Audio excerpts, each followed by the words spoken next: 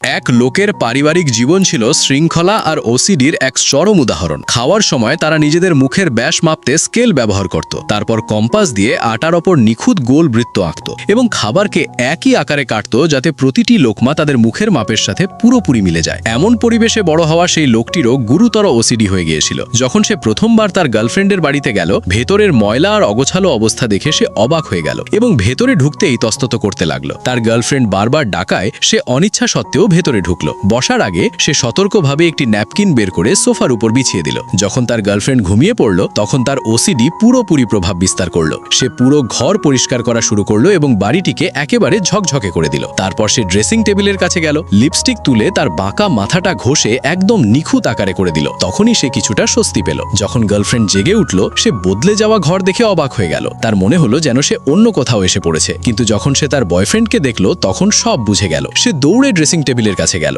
নিজের প্রিয় লিপস্টিক ভাঙা দেখে সে রাগে ফেটে পড়ল। সে স্বাভাবিকভাবে টেবিলে রাখা মূর্তিটা সোজা করল, কিন্তু লোকটি সাথে সাথেই সেটাকে আবার সেই কোণে ঘুরিয়ে দিল। ঝগড়ার সময় দুজনের ভুলে মূর্তিটি পড়ে ভেঙে গেল। লোকটি সাথে সাথে ক্ষমা চাইল এবং দরজার দিকে এগিয়ে গেল, কিন্তু বের হওয়ার আগে সে নিজেকে থামাতে পারল না এবং কোণে রাখা কিছু বোতল আবার ঠিকভাবে সাজিয়ে দিল। গার্লফ্রেন্ডের ধৈর্য ভেঙে গেল এবং সে তাকে ব্রেকআপ করে দিল। লোকটি চলে যাওয়ার পর গার্লফ্রেন্ডের মন বদলে গেল এবং তাকে মানানোর জন্য বাইরে দৌড়ে গেল। সে লোকটিকে পিঠ ফিরিয়ে দাঁড়িয়ে থাকতে দেখল এবং ভাবল সে এখনো রেগে আছে, কিন্তু সে জানালো সে শুধু যাওয়ার সঠিক সময়ের অপেক্ষা করছিল। তার গার্লফ্রেন্ড জিজ্ঞেস করলো এর মানে কি। তখন লোকটি গুনল 3, 2, 1 এবং নির্দিষ্ট সময়ে নিজের সাইকেলে উঠে চলে গেল।